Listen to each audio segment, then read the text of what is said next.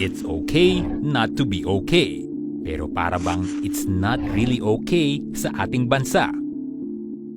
3.6 million Filipinos ang nakararanas ng isa sa mga uri ng mental at neurological disorder.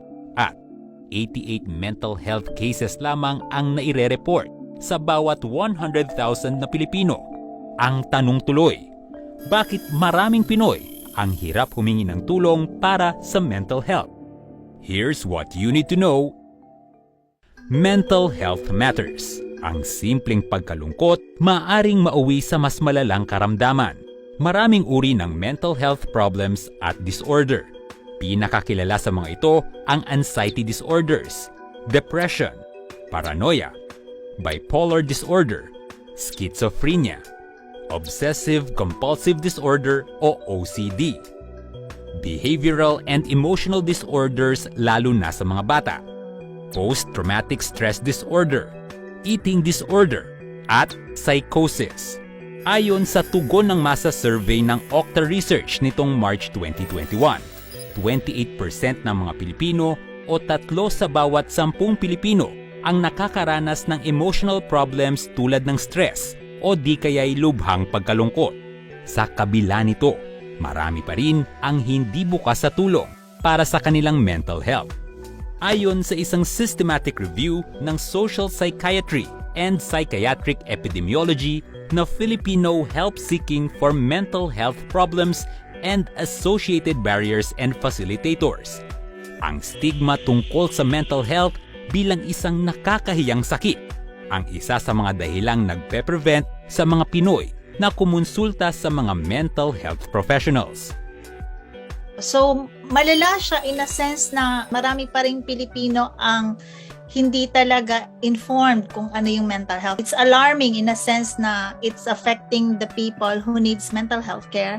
Kasi instead na humingi sila ng tulong, ang gagawin nila ay kikimkimin nila sa sarili nila yung problema nila until it's severe. Kung merong victim blaming, meron din tayong blaming the patient. And this causes a lot of stigma. And we're just talking about the household, ha? Meron pa yan sa community. Lalong hindi magsasabi yung mga bata sa komunidad kasi nga, Filipinos have this strong culture of saving the face. Ito palang stigma na to nanggagaling mismo sa tahanan, sa komunidad. Nakasaad rin sa systematic review na ito na naging factor sa desisyong magpapakonsulta ang iilang kaugalian at paniniwala ng mga Pilipino. Maraming talagang barriers na kinakaharap ang mga Pilipino when it comes to seeking help, professionally man yan or with friends or families. Bukod sa structural systemic problem, isa dyan siguro yung ating cultural trait.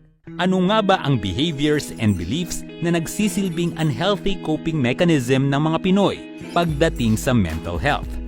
Una, likas na masayahin ang mga Pilipino.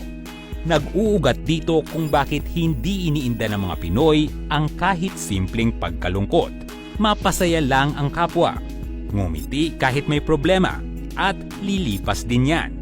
Ang ilan lang sa mga kalimitang sinasabi ng mga Pinoy. Dahil sa ugaling ito, hindi kinailangan ng mga Pilipino ang humingi ng payo sa mga espesyalista. Nagiging indikasyon din ito ng kanilang prinsipyong maging matatag sa buhay. Isa kasing dahilan yan ay yung ayaw nating maging pabigat sa iba. Lagi nating nasa isip yung ating kapwa that is deeply ingrained in us to the point that we are ready to sacrifice ourselves. Kaya ang pinapalabas natin, okay tayo. Pangalawa, kung hindi ukol, hindi bubukol. Sumasangguni lamang ang mga Pilipino sa mga doktor kung meron ng malalang sintomas na nararamdaman. Kailangan nating baguhin na humihingi lang tayo ng tulong kapag tingin natin ay hindi na natin kaya. Wala namang masamang humingi ng tulong. In denial ang mga Pilipino sa kanilang nararamdaman. Dahil dito, imbis na magpakonsulta, nagiging coping mechanism ng mga ito ang pagpapakita na maayos ang lahat. Higit pa rito, gusto nilang panatilihin ang normalcy sa bawat sitwasyon. Pangatlo, superstitions. Sa kontekstong ito, albularyo ang unang takbuhan ng mga Pilipino imbes na espesyalista. Ang biglang pangingisay, na maaring isang indikasyon ng seryosong sakit sa utak, hindi na bibigyang pansin dahil unang pumapasok sa isip ng Pilipino, sumanib ang masamang espiritu. Nagiging tampulan tuloy ng tukso at mas lalong kinatatakutan ang mga taong may sakit sa kaisipan dahil sa hindi tamang diagnosis sa kanila. Pero does that mean we have to negate the capacity of our albularyo, traditional healers, to help better a person's mental health situation? We shouldn't. We have to understand that mental health is an issue of well-being. Ang mga ito nag-uugat sa pang-apat na dahilan: pananampalataya, religious belief, at level of spirituality ng mga Pilipino. Kung hindi man maayos ang iyong kaisipan, may gumugulo sa iyong isip, at mag-breakdown ka any moment, dasal lang talaga, o ipagpasa Diyos na lang. Yan ang nirereseta ng mga Pinoy sa sarili dahil sa paniniwalang masosolusyonan ng pananampalataya sa Panginoon ang lahat ng problema.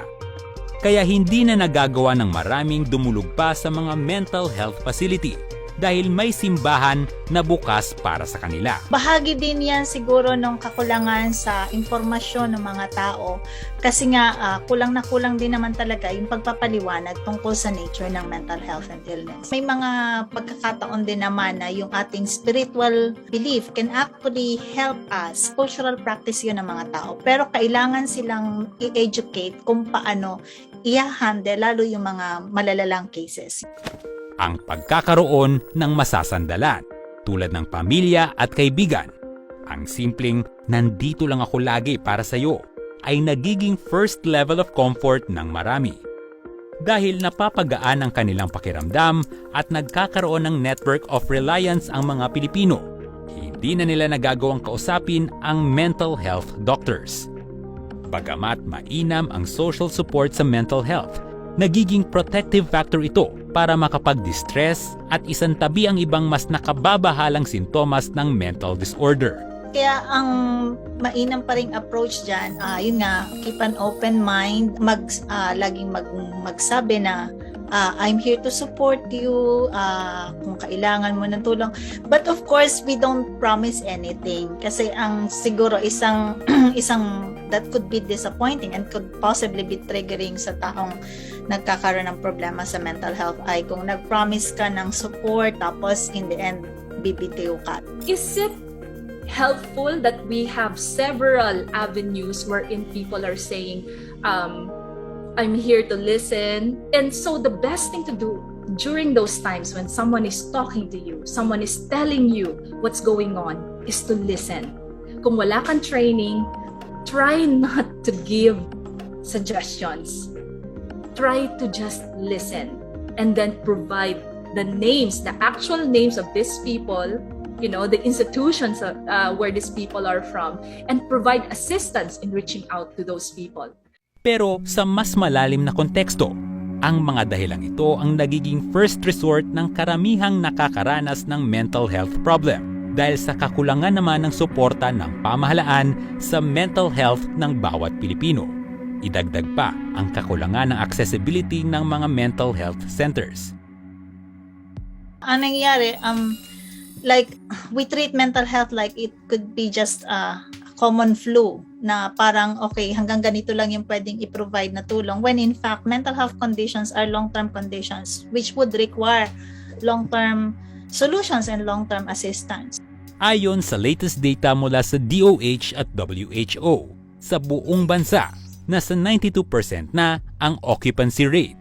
Majority ng mga mental health centers ay located sa National Capital Region at mga major cities sa bansa. Napag-iiwanan tuloy ang ibang nasa liblib na mga lugar. Ang kaso ng mental health illness sa mga lugar na ito, napipilitang ikadena ng mga kamag-anak ang may sakit na mahal sa buhay. Bukod sa kakulangan sa wastong pasilidad, kulang rin ang mga mental health professionals na kayang mag-diagnose sa mga may mental problems. Meron lamang 2 o 3 mental health workers sa bawat 100,000 mga Pilipino. Napakababa sa WHO standard na 10 psychiatrists per 100,000 population. 3 to 5% lang din mula sa kabuoang health budget ang para sa mental health. Ito'y kahit pa pumapangatlo ito sa mga uri ng disability sa bansa ayon sa Philippine Statistics Authority.